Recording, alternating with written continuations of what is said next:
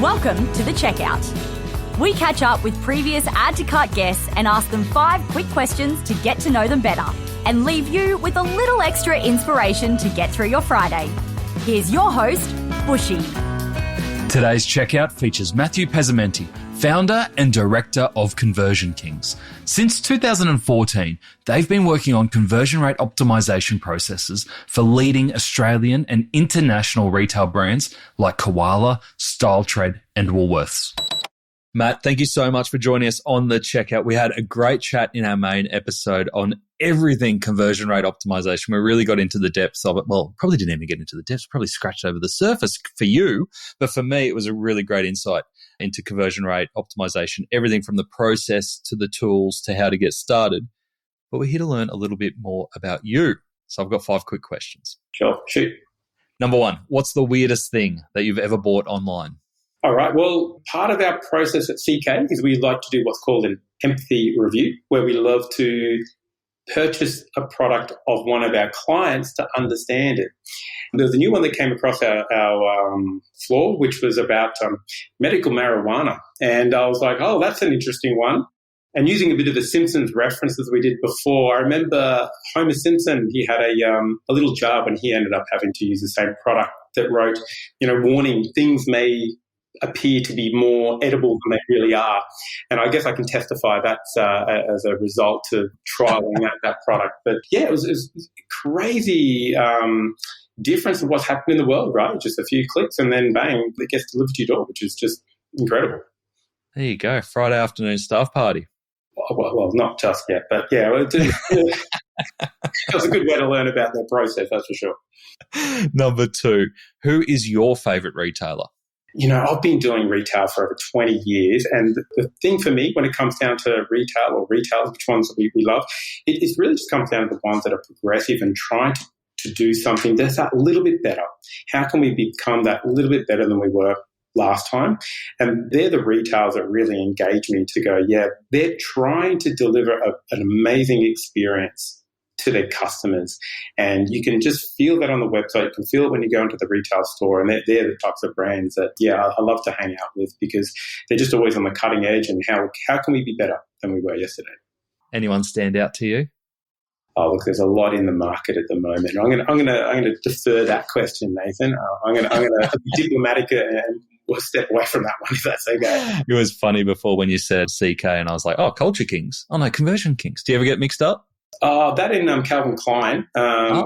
Definitely. But I tell you what an honour to be said, are you Culture Kings? No, we're Conversion Kings, but it's good to stand on the shoulders of giants. Oh, good. All right, number 3, which e-commerce practice do you wish was history? It definitely have to be poorly timed pop-ups that break my flow. So I'm going through, and it could be anything. It could be I've landed on a blog page and I want to learn information because I want to get that information and go, bang, I get irrelevant content to subscribe to something. And I'm like, I'm not even in the buy flow, but now you're trying to get me to go over there. Or if I've got into the checkout, then there's obviously a few different pop-ups and things just stopping me from what I'm actually trying to do. So I just wish there was, websites would obviously look at alternative ways to get that communication across. It'd be awesome.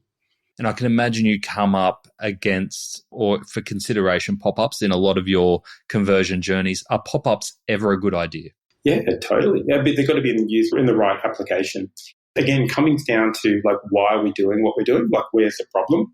And it's not about just that brand's doing it, so we should do it as well. It needs to be a little bit more considered to get the result.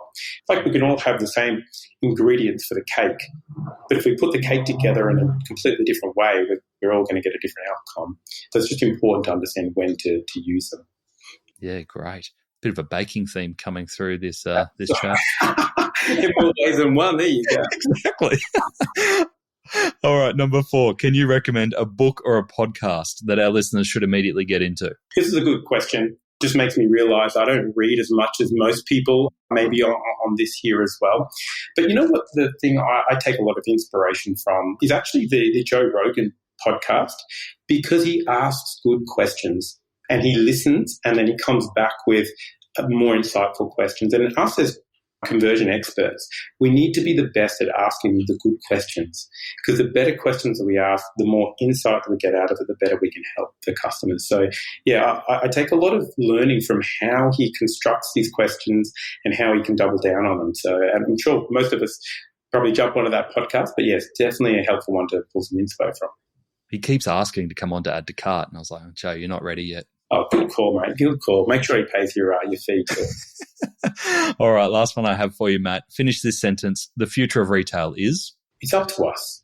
Like, we're all in this industry. We've all got such an ability to really deliver great value to the consumers in a real helpful way.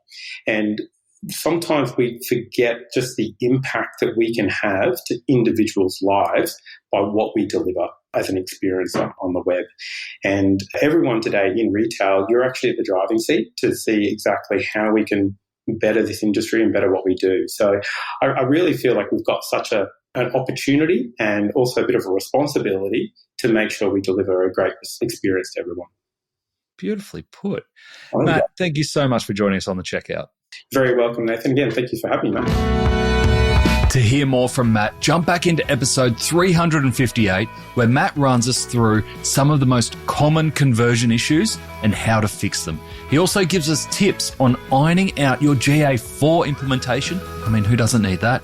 And he names the top tools that you can use to help build an army of converting customers. Thanks for listening, and until next time, keep adding to cart.